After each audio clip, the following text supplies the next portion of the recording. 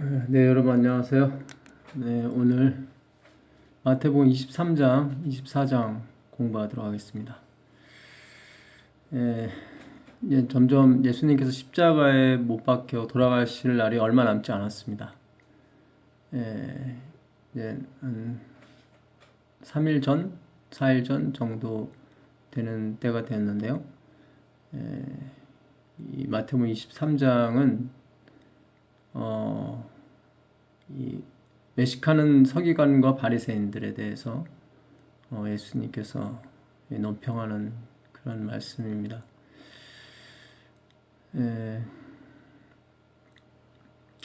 이 외식이라고 하는 것은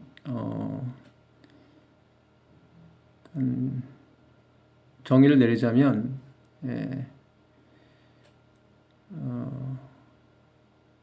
외부의 모습은 정말 아름답고 훌륭한데 그 속은 그 외부의 모습을 쫓아가지 못한다는 그런 뜻이죠. 근데 본인은 모른다는 거예요, 그거를. 그런 사람들이 외식하는 거예요.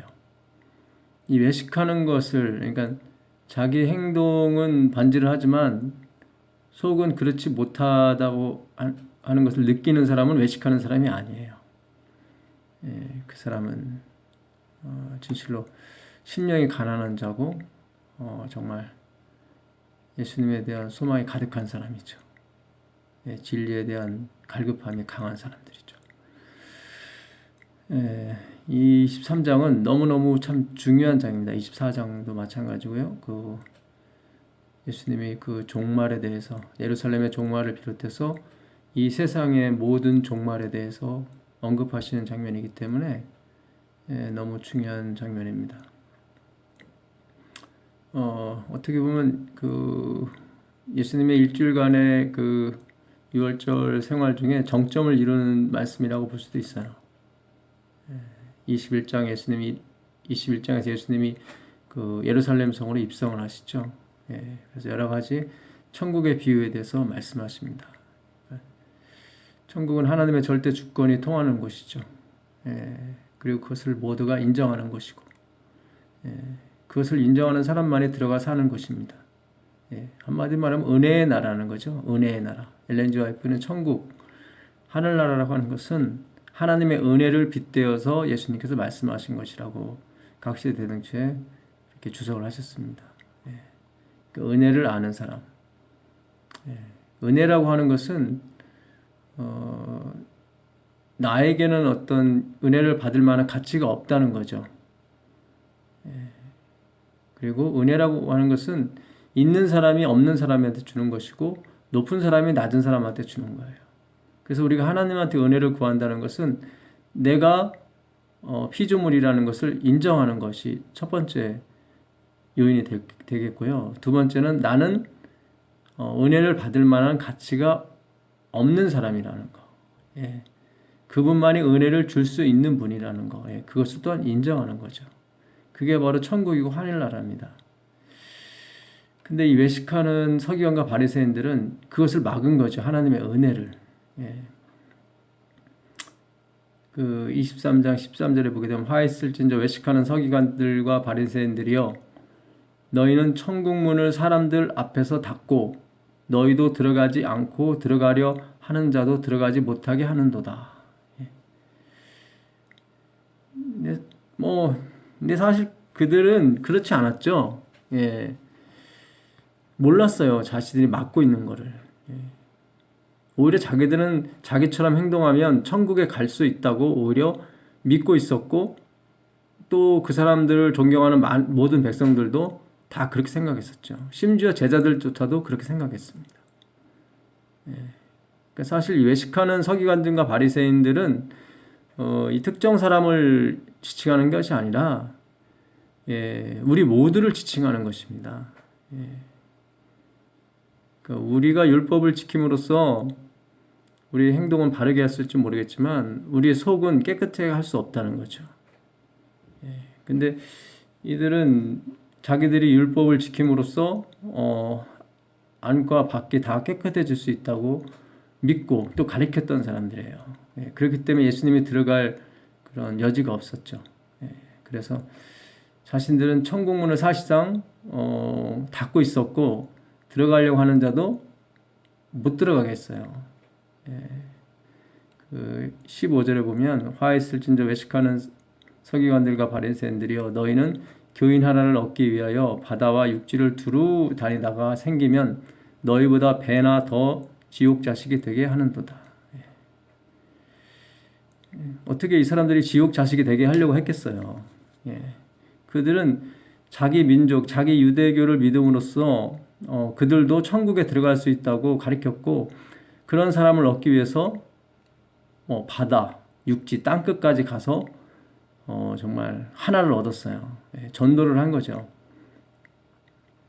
근데 본인들의 생각과는 틀리게 결국 지옥의 자식이 배나 더 큰 지옥의 자식이 되겠다는 거죠. 그래서 우리가 참 이 전도라고 하는 거, 복음 전도라고 하는 거 이것에 대해서 좀 곰곰이 생각해 봐야 돼요. 우리가 예수님을 잘 모르고 하는 전도는 사실은 굉장히 위험합니다. 이 글에 예수님 말씀에 비춰본다면 이 외식하는 서기관과 바리새인들이 우리 모두를 지칭하는 것이라면 정말로 우리가 갖고 있는 생각이 과연 예수님의 생각과 같은 것인지 한번 우리가 점검할 필요가 있어요. 우리가 잘못해서 이 외식하는 서기관 같은 그런 모양새를 갖고 있는데 열심히 전도를 한다면 오히려 그것이 더 해가 되는 거죠. 배나 지옥의 자식이 되는 거예요. 이런데 우리가 선교자금을 보내게 되면 천국 자녀를 만드는 것이 아니라 배나 지옥의 자식이 되게 하는 거죠. 이 23장에 화 있을진저 외식하는 서기관들과 바리새인들이가 7번 나와요. 13절에 한번 나오고 15절, 16절, 23절, 25절, 27절, 29절 7번 나오는데 여기서 예수님께서 하시고자 하는 말씀은 그거예요. 그러니까 우리가 율법의 그 조문이랄까 그 규칙은 지킬 수 있을지 모르겠지만 그것을 통해서 우리가 진정으로 천국 백성은 될 수 없다.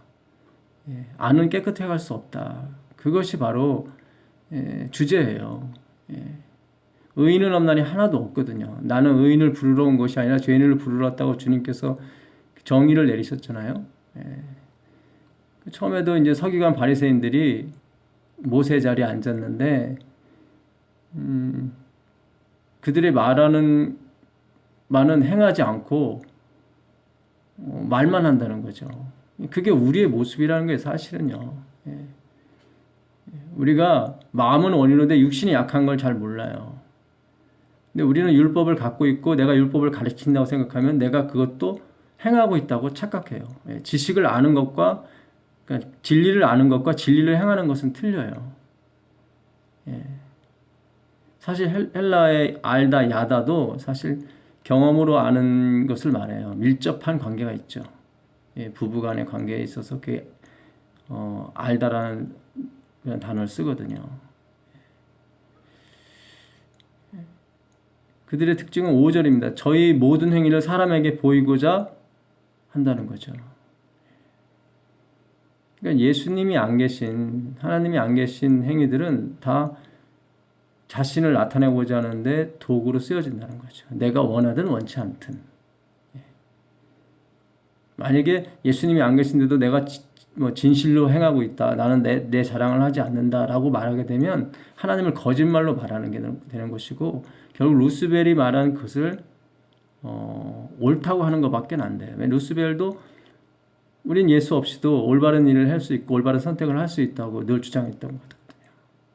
하나님은 너희가 예수 그리스도를 떠나서는 아무것도 할 수 없다고 말씀하셨거든요.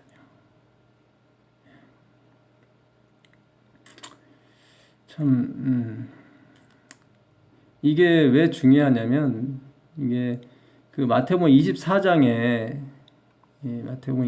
보면 이 마태복음 24장은 그 예수님의 그 재림에 대해서, 심판에 대해서 나오는 거 아닙니까? 예. 근데 그 이제 예루살렘 성전의 멸망을 빗대어서 세상의 종말도 이제 같이 이중적 예언을 하시는데, 그 이제 마지막에 45절 이하에 보게 되면 그 충성된 지혜 있는 종에 대해서 나와요. 예. 그러면서 그 악한 종들에 대해서 이제는 얘기를 하시는데, 그 악한 종들은 멸망을 받죠. 예. 그러면서 51절에 그들이 이제 엄히 때리고 외식하는 자의 받는 율에 처하리니 거기서 슬피 울며 이를 감히 있으리라. 그러니까 악한 종을 엄히 때리면서 심판하시는데, 그 사람들이 누구냐면 외식하는 자의 받는 율에 처한다고 그랬어요. 외식하는 자의 받는 율에 처한다. 그러니까 마지막에 멸망받는 사람들이 대부분이 다 외식하는 사람들이라는 거예요. 그래서 23장과 24장은 굉장히 중요합니다. 그 24장 첫머리에도 예루살렘 성전의 멸망에 대해서 이제 말하고 있거든요. 이제 그 제자들은 그 성전 건물을 가리켜 보이면서, 보십시오, 이렇게 훌륭한 성전, 43년 동안 지은 정말 금빛이 찬란한 그런 성전을 우리는 갖고 있습니다. 뭐 그렇게 이제는 예수님한테 보시라는 듯이 이렇게 얘기했지만, 2절에 예수님께서 대답하여 가라사대 너희가 이 모든 것을 보지 못하느냐? 내가 진실로 너희에게 이르노니 돌 하나도 돌 위에 남지 않고 다 무너뜨리우리라. 예수님께서 요한복음 2장에 보게 되면 이 성전을 헐라 내가 3일 만에 다시 일으키리라 그렇게 말씀하셨거든요. 그 성전은 그 당신 자신을 가리킨다고 얘기하고 있어요. 그러니까 기존의 성전이 이스라엘 백성에게 양식을 나눠줘야 되는데 그 양식을 나눠주지 못했다는 거죠. 실패를 했어요. 이제 진정한 참된 양식은 바로 예수 그리스도가 성전이 돼서 나눠주시겠다는 거죠. 그것이 새 거예요. 새 포도즙이고.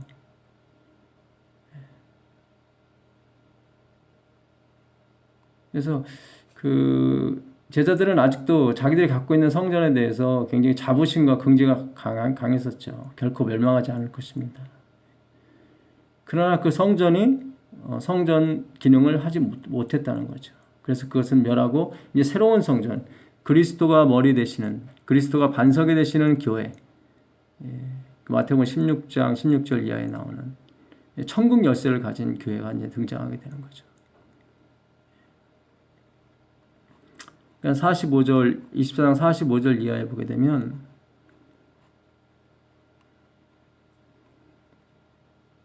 45절이요.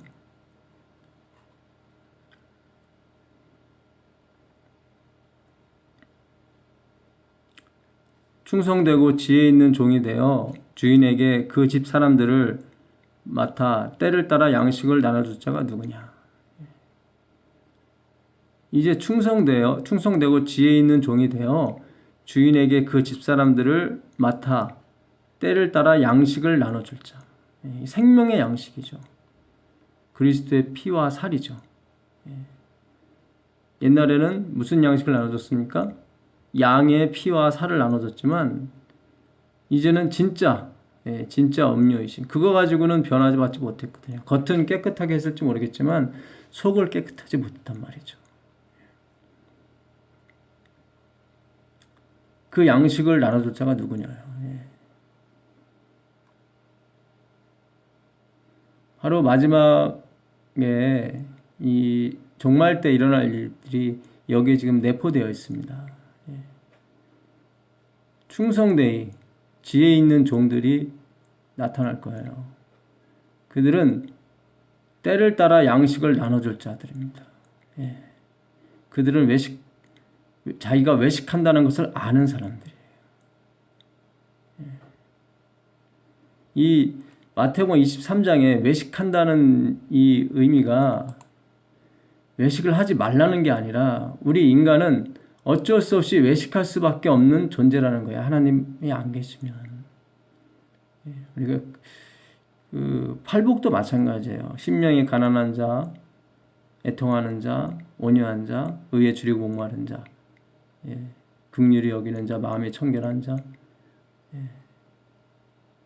이런 모든 사람, 의를 위해 핍박을 받는 사람이 누구냐면 바로 그리스도예요. 예수 그리스도를 지금 비유해서 말씀하신 거예요.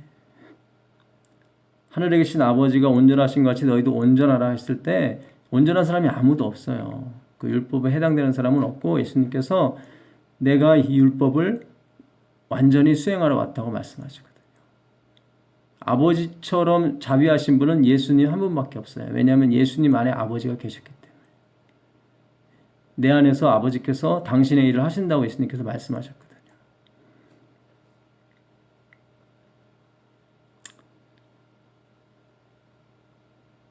그 외식하는 사람은 시장에서 문안받는 것을 좋아하고 사람에게 랍비라 칭함받는 것을 좋아했어요. 그러나 예수님은 너희는 8절에 너희는 랍비라 칭함을 받지 말라. 너희 선생은 하나요 너희는 다 형제니라. 땅에 있는 자를 아비라 하지 말라. 너희 아버지는 하나이시니 곧 하늘에 계신 자시니라. 또한 지도자라 칭함을 받지 말라. 너희 지도자는 하나이니 곧 그리스도니라. 너희 중에 큰 자는 너희를 섬기는 자가 되어야 하리라. 우리 인간은요 섬길 수가 없어요. 큰 자가 어떻게 작은 자를 섬겨요? 있을 수 없는 일이죠. 근데 그것을 행하신 분이 누구냐면 예수님이에요. 예수님이에요. 그래서 그분만이 유일한 우리의 지도자예요. 우리는 이 모든 성경이 다 그리스도께 관하여 증거하고 있는 것을 우리가 깨달아야 됩니다.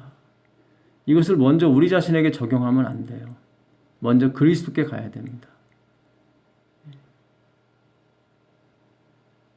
예수님 외에는 지도자가 없어요. 그래서 지금 우리 지도자를 지도자 취급하지 말라 그런 뜻이 아니에요. 그런 것이 아니라 모든 지도자, 모든 랍비는 하나의 펑션, 기능일 뿐이지 진짜 그런 자격이 있어서 지도자가 되거나 랍비가 되는, 선생이 되는 게 아니라는 거죠. 아비도 마찬가지고요.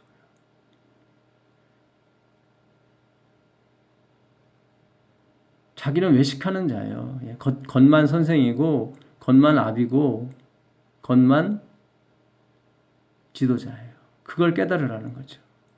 그래서 예수 그리스도께서 하나님께서 함께 하셔야만 자기가 진정한 지도자가 될 수 있고 아버지가 될 수 있고 선생이 될 수 있다는 거예요.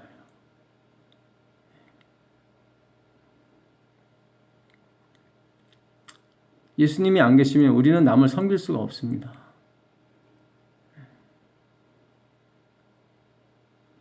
13절에 화 있을진저 외식하는 서기관들과 바리새인들이여 너희는 천국문을 사람들 앞에서 닫고 너희도 들어가지 않고 들어가려 하는 자도 들어가지 못하게 하는도다. 16절에요. 화 있을진저 소경된 인도자여 너희가 말하되 성전에 대해서 나오죠. 누구든지 성전으로 맹세하면 아무 일 없거니와 성전에 금으로 맹세하면 지킬지라 하는도다. 성전은 하나님 당신의 가리키는 거거든요. 그러니까 하나님보다 뭘 더 사랑했냐면 성전의 재물, 돈을 더 사랑했다는 거죠. 제사에는 관심 없고 제법에만 관심이 있었던 거예요. 23절에 보면 11조에 대해서 나와요. 23절 화 있을진저 외식하는 서기관들과 바리새인들이여 너희가 박하와 해안과 근처에 11조를 들이되 율법에 더 중한 바 의와 인과 신은 버렸도다. 이 박하와 해안과 근처는 일종의 한약재예요.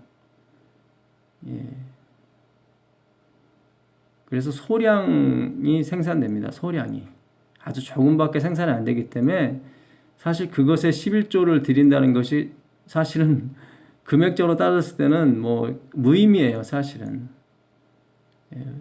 왜냐하면 생산량이 너무 적기 때문에. 근데 이들은 그것까지라도 아무 의미 없는 것까지라도 11조를 드렸다는 거예요. 정말 철저했죠. 율법에 있어서.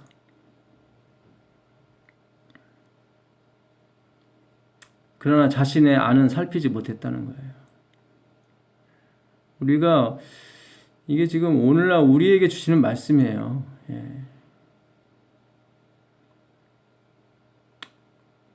11조를 드린다고 물론 11조를 드려야 되고 안식일도 지켜야 됩니다.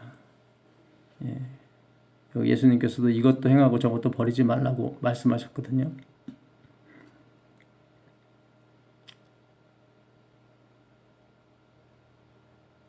그러나 이것으로는 내가 깨끗해질 수 없고 구원받을 수 없다는 것을 깨달으라는 거죠. 내가 매식하는 존재밖에 될 수 없다는 것을 통탄하고 애통해야 하라는 거죠. 그래서 우리는 구세주를 열렬히 사모하고 기다릴 수밖에 없는 존재라는 거죠.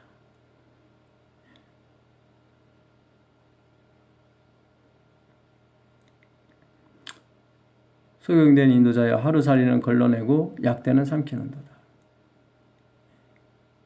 화했을 진저 외식하는 서기관들과 바리새인들이여 잔과 대접의 겉은 깨끗이 하되 그 안에는 탐욕과 방탕으로 가득하게 하는도다. 이 중에 니고데모라는 사람이 있었는데 나중에 이걸 깨닫게 되죠. 예수님이 너 거듭나야 된다고 얘기했을 때 그는 충격에 빠졌었거든요. 자기는 자비도 베풀고 봉사도 하고 그러는 사람인데 내가 또 태어나야 된다니 참 말이 안 되는 거였거든요. 그러나 그가 하나님 앞에 섰을 때 자신이 갖고 있는 그 탐욕과 그런 것들이 얼마나 참 수치스럽고 창피했는지 몰랐죠. 이게 십자가에만 섰을 때 십자가의 그 의미를 깨달을 때만이 우리가 우리 안에 있는 탐욕과 방탕을 알 수가 있어요. 여기 이 방탕이라고 하는 것은 윤리적 도덕적인 측면에서의 방탕이 아니라 물론 그런 것도 포함하지만 이 성경에서 말하는 방탕은 허비된 시간을 말합니다. 허비된 시간.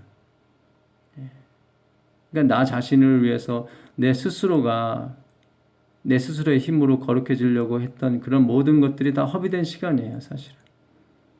그것으로 자랑하고 그것으로 존경을 받았던 그런 것들이 다 방탕이라는 거죠. 소경된 바리새인아 너희 먼저 안을 깨끗이 하라. 그리하면 겉도 깨끗하리라. 바로 예수님께서 이 안을 깨끗이 하러 오신 거죠. 안을 깨끗이 하러. 그러면서 이제 그 29절에 예수님께서 이제 점점 중심에 들어가서 이제 말씀을 하세요. 27절, 28절 한번 더 읽겠습니다. 화했을진저 외식하는 서기관들과 바리새인들이여 회칠한 무덤 같으니 겉으로는 아름답게 보이나 그 안에는 죽은 사람의 뼈와 모든 더러운 것이 가득하도다. 이것을 깨달은 사람이 누구냐면 바울이에요. 바울이 처음에는 자기가 정말 율법에 흠이 없는 사람이라고 생각했었죠. 근데 나중에 그 안에 죽은 사람의 뼈와 같은 모든 더러운 것이 가득하다는 걸 알게 됐죠. 오라 나는 사망의 몸이로다.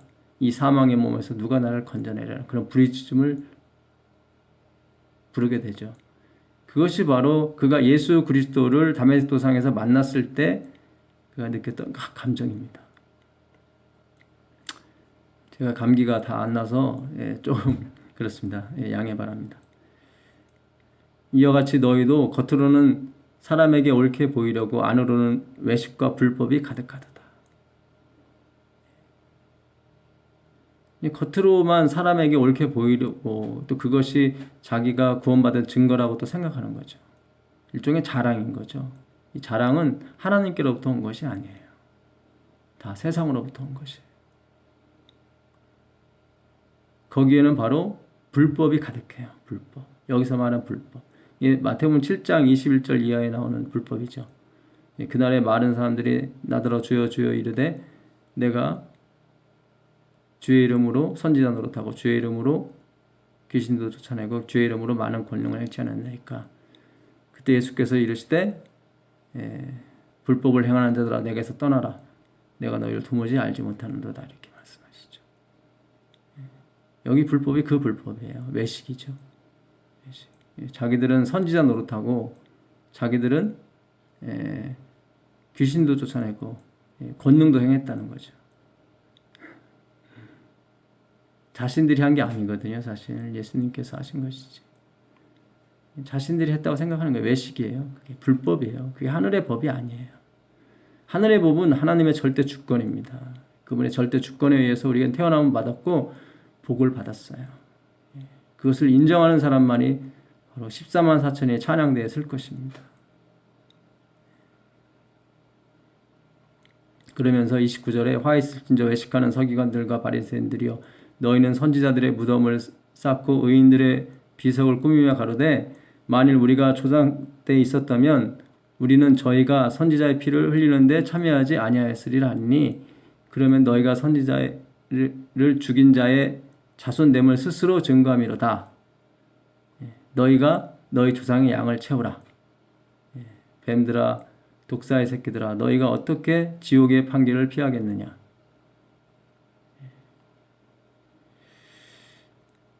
이게 이제 결국 예수님께서 하시고 싶으신 말씀이 있어요.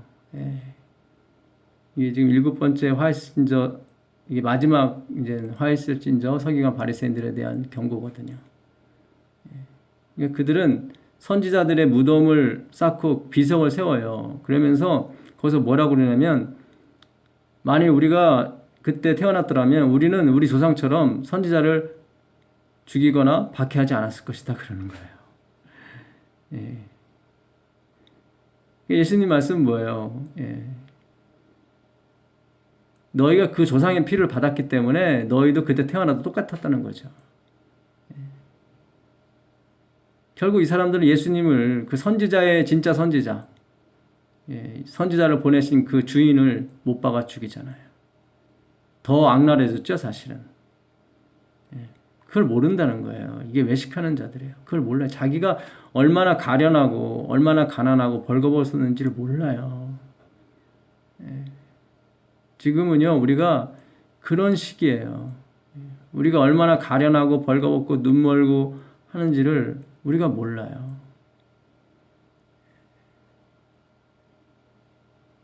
우리는 11조 내고 안식일 지키는 것으로 만족하면서 마치 내가 하나님의 율법을 다 이룬 양 당당합니다. 우리는 하나님 없이 예수님 없이는 절대로 11조와 안식일을 지킬 수가 없어요. 그냥 외식하는 거죠.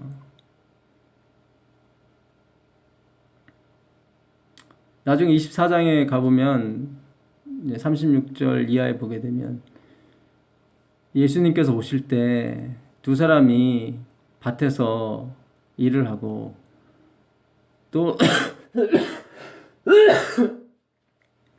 죄송합니다. 두 여자가 맷돌질을 해요. 근데 하나는 들림을 받고 하나는 버림을 당해요. 한 사람은 자기가 아는 거예요. 자기가 외식하는 사람인지. 똑같은 행동을 하니까.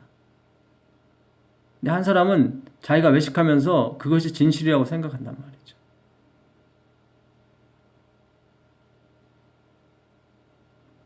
참 어떻게 지옥의 판결을 피하겠느냐 그러는 거죠. 결국 이스라엘 백성은 참된 성전이신 그리스도를 받아들이지 못하죠. 아까 24장에서 그 충성되고 지혜 있는 종에 대해서 예수님께서 말씀하셨잖아요. 예.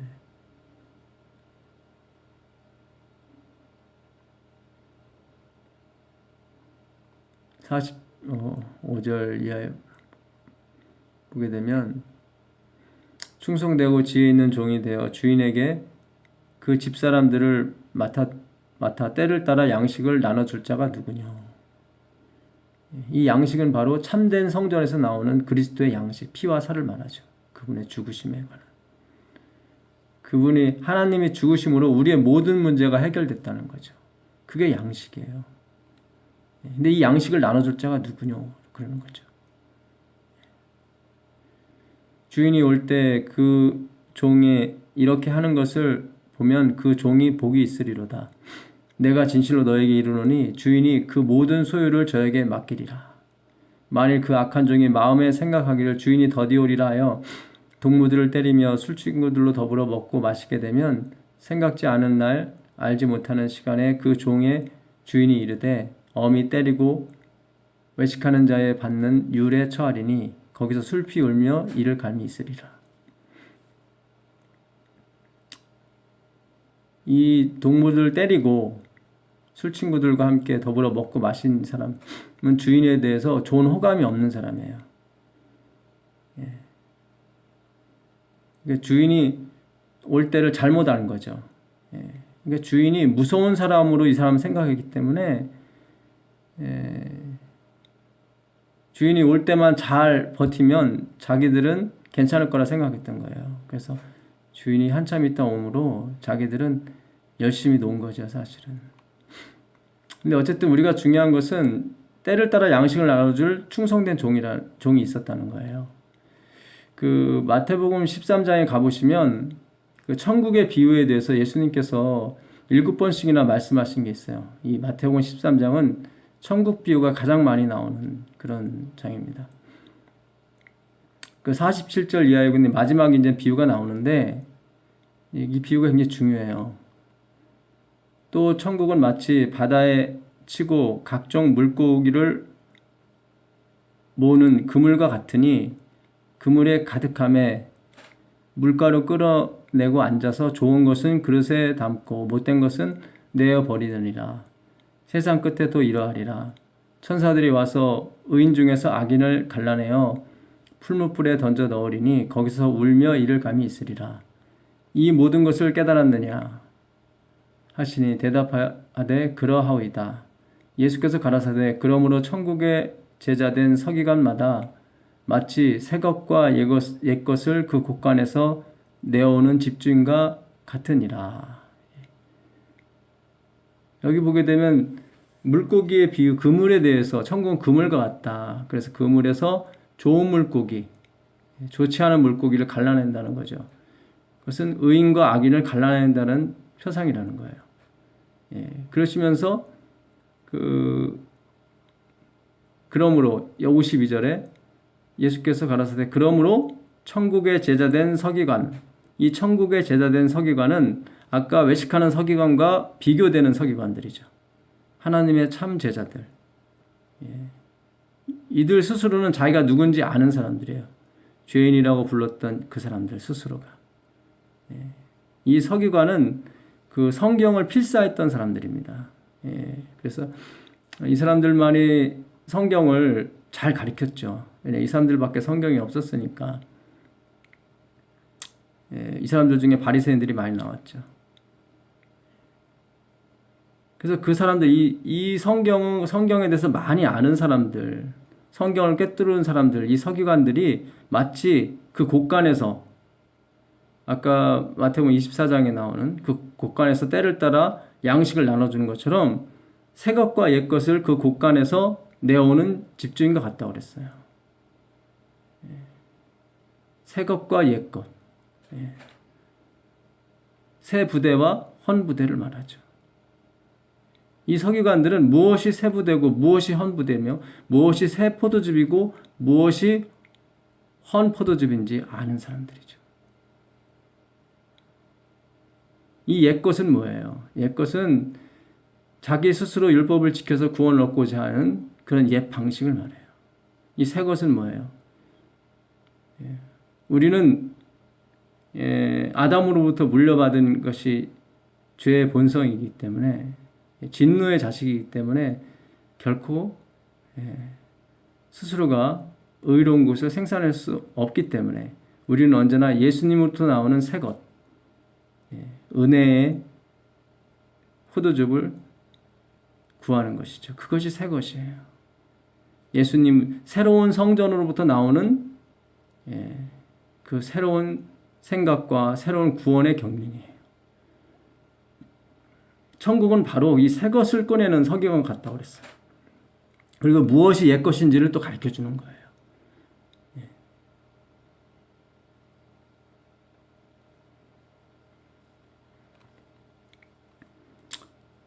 오늘날 우리와 참 많이 적용해 볼 문제가 있습니다.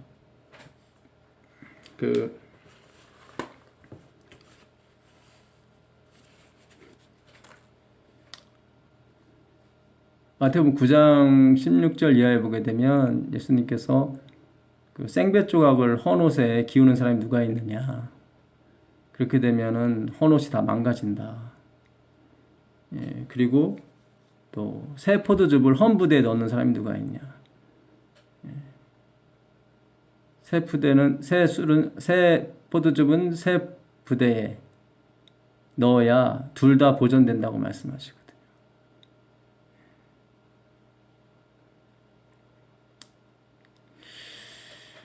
그 요한계시록 이제 3장에 가보면 그 15절 이하에 보게 되면 그 아시아 7교회 중에 마지막 교회 바로 라오데 교회에 이제 전하는 경고의 말씀이 있습니다. 예.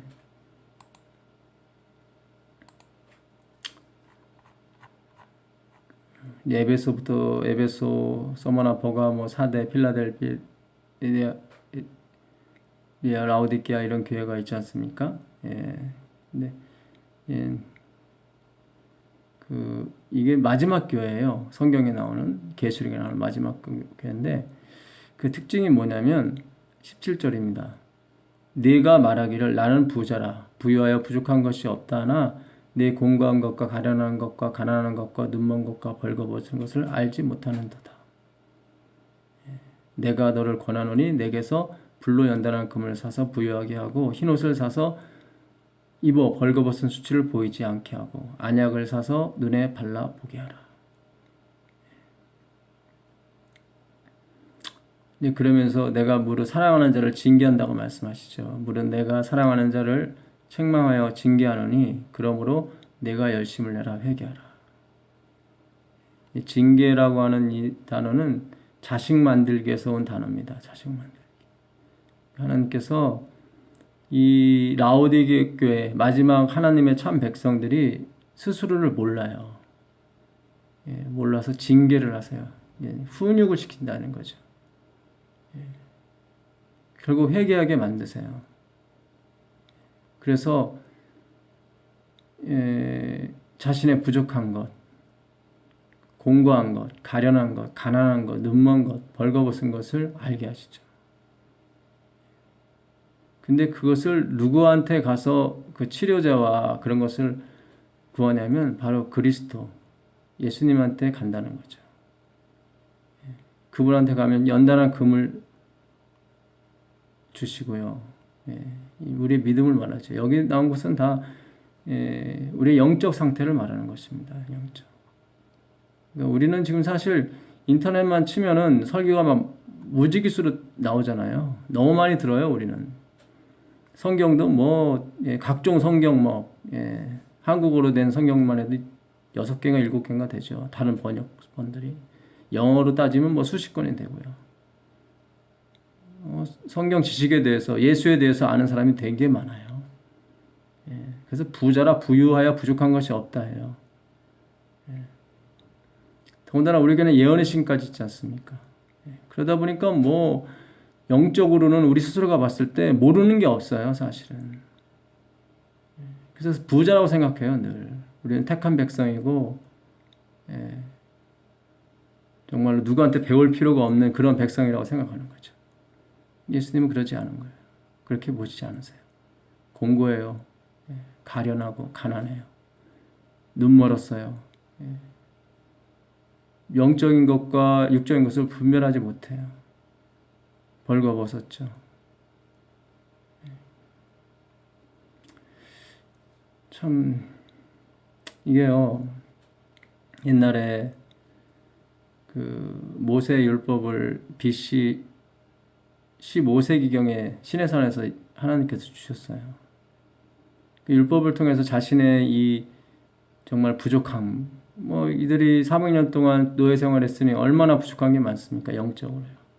공고하고 가련하고 가난한 것, 눈먼 것을 보라고 거울을 주셨는데 율법이라는. 근데 이들이 이걸로 보게 되면은 자신들의 위치를 깨닫고 하나님께 와서 정말 통곡하고 애통하면서 자신을 구원해달라고 할 줄 알았더니 나중에 한 1500년 지나고 나니까 다 의인이 되어버렸어요. 예수님이 구해주려고 왔는데 다들 자기 스스로가 의인이라는 거예요. 예, 그래서 자기들은 보상을 달라는 거예요. 그러니까 어이가 없죠. 예수님이 봤을 때는. 노골적으로 나는 의인을 부르러 온 것이 아니다. 의인은 없나니 하나도 없다. 그러면서 아까 마태복음 23장에 나오는 그 외식하는 종류에 대해서 다 얘기하는 거예요. 겉만 번지를 하다고 안에까지 번지를 한 게 아니다. 먼저 안이 깨끗해져야 밖까지 깨끗해진다. 근데 너희 스스로는 안을 깨끗하게 할 수가 없다. 그래서 하나님께서 날 보내셨다. 했는데 안 받아들이는 거예요. 자기들은 깨끗하다는 거예요, 안에까지.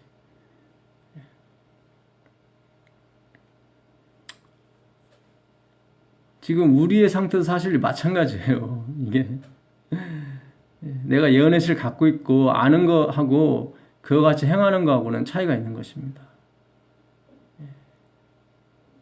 11조를 내리고 안식일을 지키는 거하고 내가 하나님의 의와 신과 그 사랑을 갖고 있는 것은 불가능합니다. 우리 힘으로는. 그 마태복음 23장 얘기 그거예요. 우리 힘으로는 불가능하다는 거예요. 11조는 낼 수 있을지 모르겠지만 그 미세한 거, 해안과 근체와 박하의 11조는 아주 철저하게 드릴 수 있을지 모르겠지만 우리 안은 깨끗해질 수 없다는 거예요.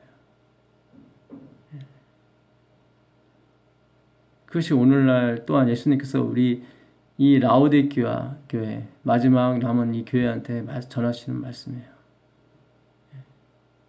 그래서 예수님 돌아가시고 나서 한 1800년이 지나서 19세기에 다시 율법을 주셨어요. 하나님께서. 율법을 깨닫게 해주셨죠. 그래서 제7일 안식일 예수 재림 교회가 탄생한 거예요. 1861년에. 미시간 주에서 그때 대총회가 열려서 이제 이름도 정하고 그랬죠. 그래서 예수님이 오실 때 돼서 이제는 더 깨달으라고 예언의신까지 줬거든요. 엘렌 지 와이프를 통해서. 그러면 이제 성경에서 한 번 또 깨지고 예언의신 또 깨지고 다시 성경에서 깨지고 깨져서 나와야 되는 백성이 나와야 되는데 이 똑같은 거예요. 사실은. 부자라 부유한 것이 부족한 것이 없다 하는 거예요. 우리의 공고한 것과 가련한 것, 가난한 것과 눈먼 것, 벌거벗은 거 알지 못해요. 이거 어쩔 수가 없어요. 왜냐하면 성경에 이렇게 예언이 되어 있기 때문에. 지금 우리가 나는 벌거벗지 않았다, 나는 가련하지 않다, 가난하지 않다, 눈물지 않았다라고 말하는 것은 이 성경 말씀을 부인하는 거예요. 사실은 하나님을 거짓말하는 자로 만드는 거예요. 이미 하나님은 계시록을 통해서 정하셨어요. 어떻게 해요? 이 라오디게아는 예수님이 밖에 있는 걸로.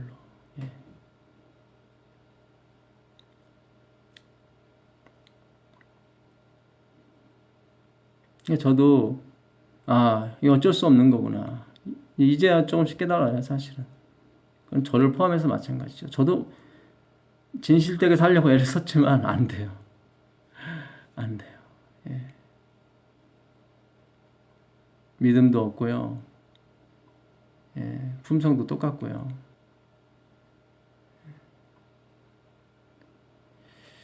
정말 저는 외식하는 자입니다. 외식하는 자. 주님이 저한테 이 안약을 주지 않으시고 불로 연대된 금을 주지 않으시고 옷을 주지 않으시면 저는 수치를 당할 사람입니다.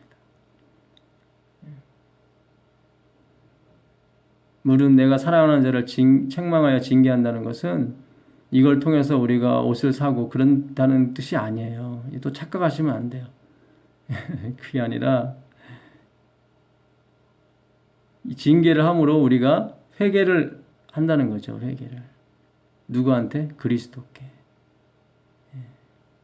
결국 주시는 분은 그리스도라는 거예요. 그러니까 우리가 아직도 그리스도의 영광과 그 십자가 영광과 그 희생의 가치를 몰라요.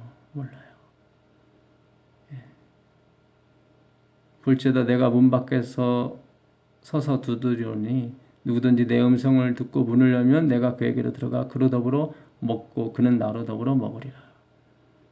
양식을 나눠주는 거죠, 예수님께서. 새로운 양식. 마태복음 24장에 나오는 그 성전, 이제 우리가 마태복음 21장에서도 마찬가지였잖아요. 마태복음 21장에서도 그 성전 청소를 하시잖아요. 그리고 이제 새로운 성전을 세우시잖아요. 바로 그리스도께서 직접 당신의 성전이 되시는 거죠.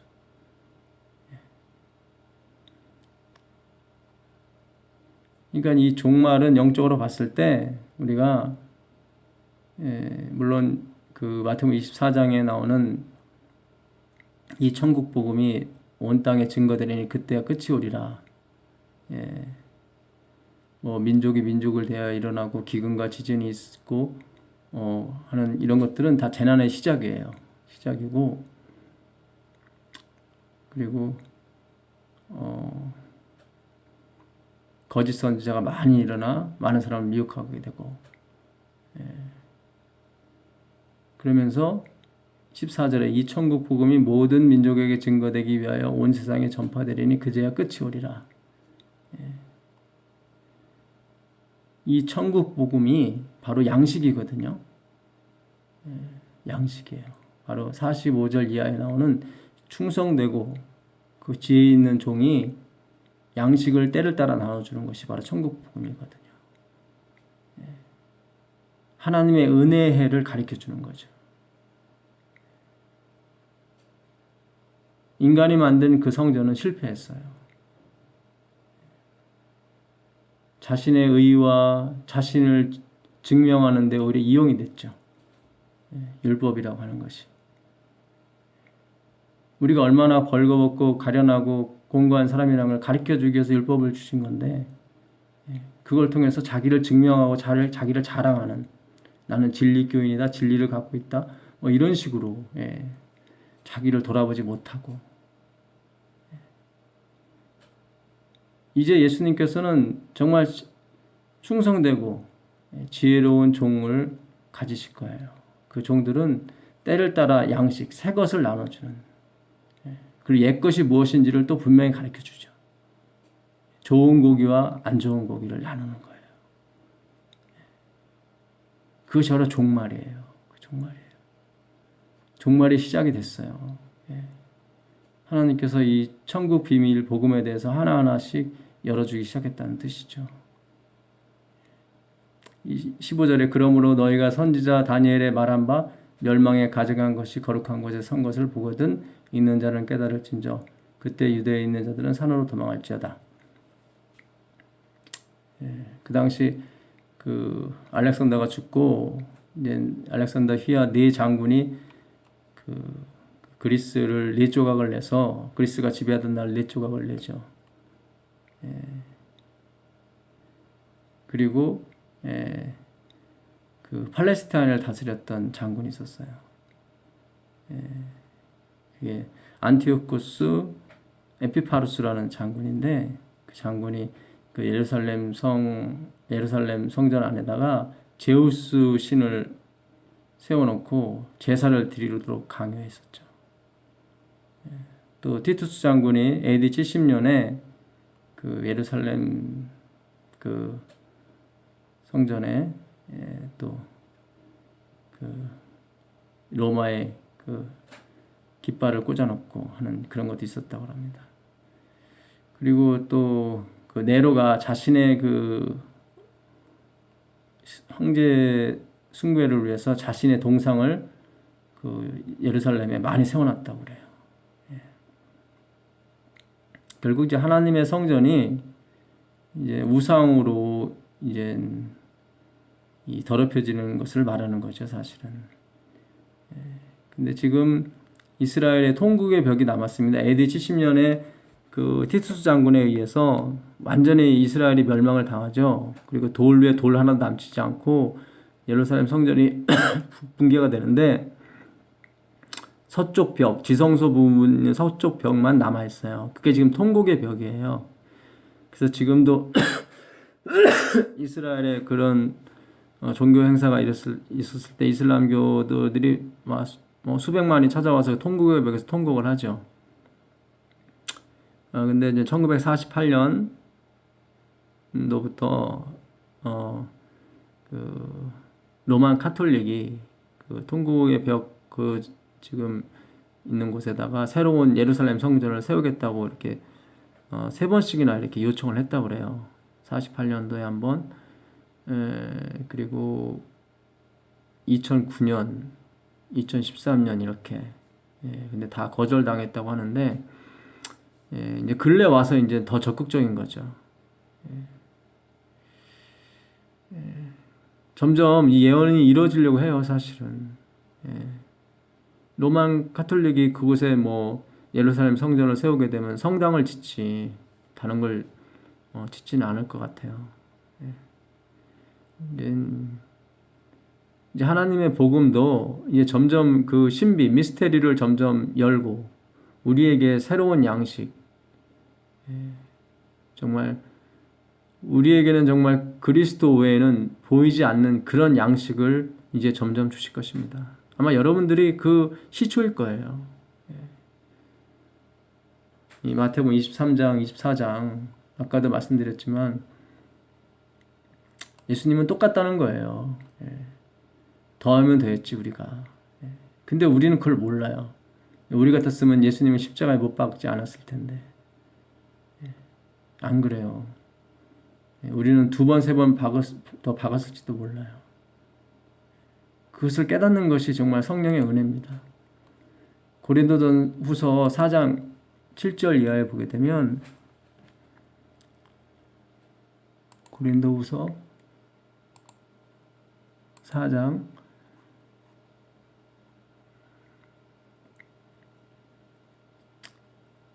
6절부터 보겠습니다. 어두운 데서 빛이 비치시라 하시던 그 하나님께서 예수 그리스도의 얼굴에 있는 하나님의 영광을 아는 빛을 우리 마음에 비치셨느니라. 우리가 이 보배를 질그릇에 가졌으니 이는 능력의 심히 큰 것이 하나님께 있고 우리에게 있지 아니함을 알게 하려 함이라. 그러니까 우리같이 미련하고 우리같이 부족한 사람을 택하신 것은 이 모든 능력이 우리에게 있지 않고 바로 하나님께로부터 나온다는 하나님의 절대 권력을 인정하기 위해서 우리를 약하게 하시고 우리같이 미련하고 잘 알지 못하는 사람을 택하셨다는 거죠. 그러면서 10절에 보게 되면 우리가 항상 예수 죽인 것을 몸에 짊어짐은 우리의 생명도 우리 몸에 나타나게 하려 합니다. 예수의 생명도 우리 몸에 나타나게 하려 합니다. 그러니까 우리가 항상이에요. 가끔씩이 썸타임이 아니라 이거는 always 항상이에요. 예수 죽인 것을 몸에 짊어져요. 우리가 예수님을 죽였다는 거예요. 그러니까 예수님이 십자가에서 죽으신 것은 2가지가 있어요. 하나는 나 때문에 죽은 거예요. 나의 죄. 대체 내 죄가 어떠하길래 하나님이 죽으셔야만 됐던 것인가? 하나님을 죽이시게 만들었던 것인가? 그 좋으시고 착하신 분을. 그걸 아는 거예요. 2번째는 그분이 그 죽으심으로 우리를 속죄하셨다는 거죠. 그거 외에는 없다는 거예요. 그러니까 그 예수님의 죽음에는 2가지가 있어요. 나의 죄와 예수님의 의로우심. 2가지가 다 있어요. 그것을 항상 몸에 짊어지는 거예요. 항상 우리 죽인 것을 몸에 짊어지는 거예요. 예수 죽인 것을. 그래야 예수의 생명이 우리 몸에 나타나게 돼요. 내가 항상 외식하는 자라는 거. 나는 그렇게 할 수밖에 없는 존재라는 거예요. 내가 원하든 원치 않든 우리에게는 예수님이 안 계시면 우리는 항상 외식하는 자밖에 될 수가 없어요. 우리는 항상 그것을 몸에 지니고 다녀야 되는 거예요. 그런 사람은 결코 자랑할 수가 없죠. 자랑이 나올 수가 없죠. 늘 자신의 누추함과 부족함에 있어서 늘 겸손하게 되는 거죠. 자기 주장이 나올 수 없고요.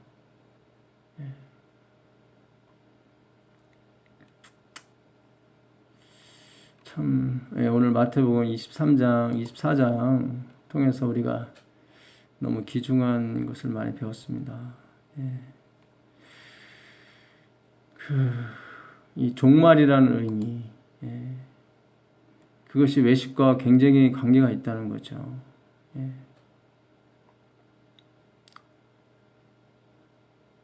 우리 스스로가, 이게 예수님은 계속 이 마태복음 21장에 이제 예루살렘성 입성하시면서 계속 우리 인간이 어떤 존재라는 것을 계속 말씀하시는 거예요. 우리는 열매를 맺을 수가 없는 그런 존재라는 거예요.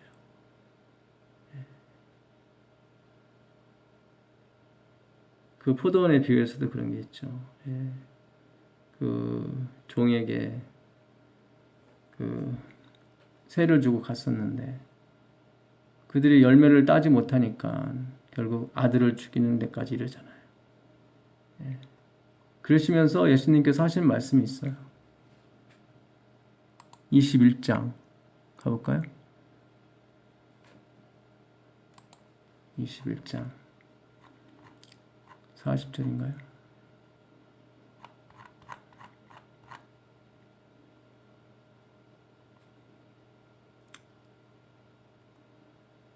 (41절) 보면 저희가 말하되 이 악한 자들을 진멸하고 포도원은 제때에 실과를 바칠 만한 다른 농부들에게 새로 줄지니이다. 예수께서 가라사대 너희가 성경의 건축자들의 버린 돌이 모퉁이의 버린 돌이 머릿돌이 되었나니 이것은 주로 말미암아 된 것이요 우리 눈에 기이하도다 함을 읽어볼 일이 없느냐. 그러니까 건축자의 버린 돌, 그 건축자의 버린 돌이 이스라엘 백성을 말하죠. 또 예수 그리스도를 말합니다. 모퉁이의 머릿돌, 여기서 이스라엘 백성은 남은 자들을 말해요.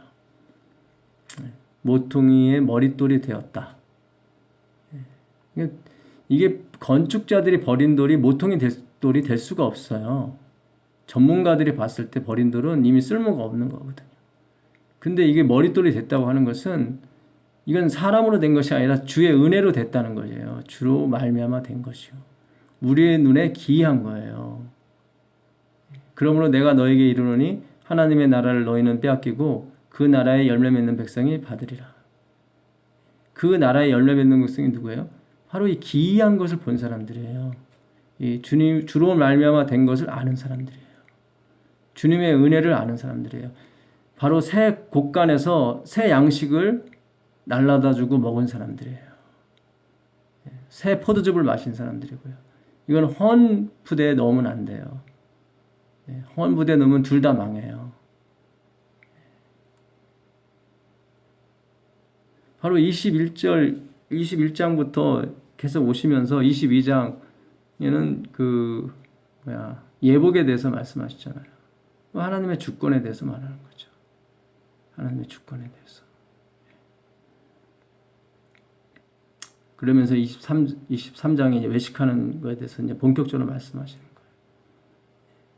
그 겉만 번지르르 한 거 가지고 너희가 율법을 지킨다고 하는, 또 너희가 스스로 만든 규례와 그런 것을 지킴으로써 마치 율법을 지킨 것처럼 가장한 그런 것으로는 결코 너희가 변화받지 않을 뿐더러 변화될 수도 없고 그건 불법이다.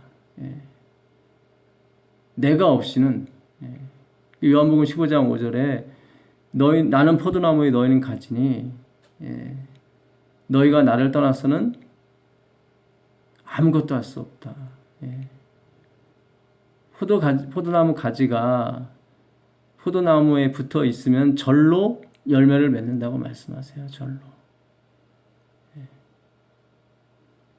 그러니까 예수님께서 오셨는데 자기들은 예수님을 받아들이지도 않았는데 자기들은 천국 백성이라고 우기니까 많은 사람들이 착각하는 거예요. 저렇게 스스로의 힘으로도 훌륭한 사람이 될 수 있는 거구나. 그것이 또 성경의 뜻인 것처럼 또 착각하는 거죠. 그래서 많은 사람들이 쫓아다닌 거예요. 결국 배나 지옥의 자식을 만든 거예요. 안타까운 일이 벌어진 거죠. 우리가 이 주님의 은혜를 모르게 되면 우리도 똑같이 오늘날 배나 지옥의 자식을 만들 수 있는 것입니다. 정말 너무나 억울하지 않아요? 30년, 40년 교회 나오게 하고 가르쳤는데 배나 지옥의 자식을 만든다면 어떻겠습니까? 정말 슬피 울며 이를 갈게 되는 거죠.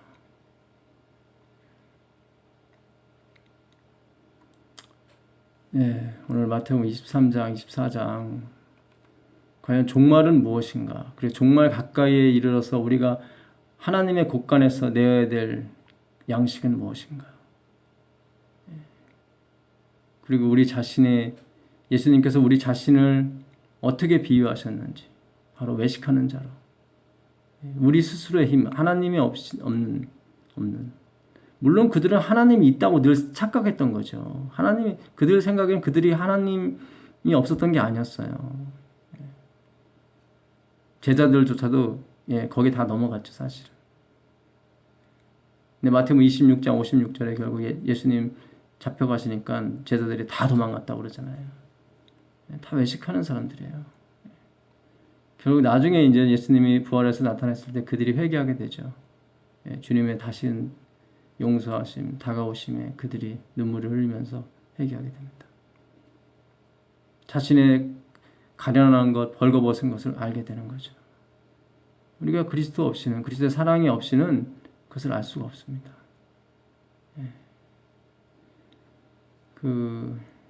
침례요한의 감옥에 있을 때 마태복음 11장에 보게 되면 오실 리가 당신 맞습니까? 우리가 다른 일을 기다립니까? 침례요한이 답답하니까 그렇게 말을 해요. 그러니까 예수님께서 그 요한의 제자들에게 너희가 보고 들은 것을 가서 얘기해줘라. 소경이 눈을 뜨고 절롱발이가 걷고 문둥이가 깨끗함을 받고 심지어 죽은 사람이 살아난다는 것을 가서 가르쳐줘라 했을 때 그것이 내가 이런 기적을 일으키니까 나는 바로 메시아다 하고 예수님이 당신 자신을 자랑하기 위해서 그렇게 말씀하신 게 아니라 그 말씀은 이사야에 예언된 이사야서 53장과 61장에 예언된 바로 치료하시는 그 메시아. 그러니까는 침례 요한에게 예수님은 너 성경을 봐라. 나의 하는 행위를 보고 판단하지 말고 내가 하는 행위가 성경과 비교해서 맞는 건지 안 맞는 건지를 너가 봐라. 그런 거예요. 나는 성경에 적힌 대로 그걸 하러 온 사람이지 너가 생각하는 심판을 행해야만 그런 메시아고 그런 게 아니다. 결국 침례요한은 다시 성경을 상고하기 시작했고 다시 성경에 있는 메시아의 그 특징에 대해서 다시 공부하기 시작했던 거죠. 결국 그는 성경에서 다시 예수님을 본 거예요. 그러니까 예수님께서 말씀하신 것은 뭐냐면 나를 만나고자 원하는 사람은 성경을 보라는 거예요. 성경으로 돌아가라는 거예요. 성경에 나에 대해서 있다는 거예요. 내게 대해서 증거한다는 거예요. 이거는 하나님의 진리고 하나님의 거룩한 고집이세요. 그러니까 우리가 성경을 떠나서는 예수 그리스도를 알 수가 없어요. 이스라엘 백성이 홍해의 기적을 맛보고도 다 배신했거든요. 지금 27장에서 예수님이 십자가에 돌아가시는데 그 매다른 사람이 누구예요? 다 호산나 호산나 일주일 전에 6일 전에 호산나 호산나 했던 그런 무리들이었어요. 다 돌변을 하잖아요. 그들은 나사로가 죽은 것도 봤고 살아나는 것도 봤고 문둥병이 치료받는 것도 봤어요. 그러나 그것이 그들을 변화시키지 못해요. 그것으로 메시아를 알지 못해요. 성경으로 돌아가야 되는 거예요. 성경으로. 성경이 내게 대해서 증거하는 것이라 예수님이 말씀하셨어요. 그러니까 오늘도 똑같아요. 우리가 교회에서 기적을 바라고 기적을 통해서 우리가 예수님을 안다고 하는 것은 착각이에요.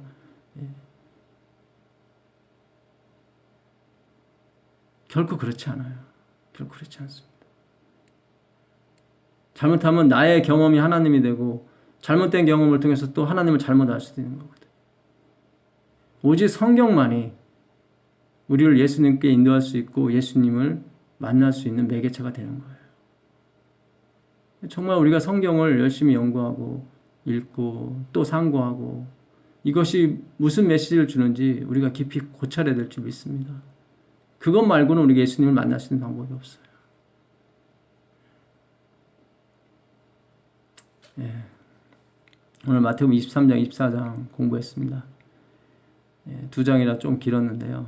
예, 다시 한번 잘 읽어보시고 기도하는 마음으로 또 읽어보시고 예, 말씀 가운데 있는 그리스도, 살아계신 그리스도, 참된 양식을 취하는 여러분과 제가 되길 간절히 바라면서 오늘 공부 마치겠습니다. 감사합니다.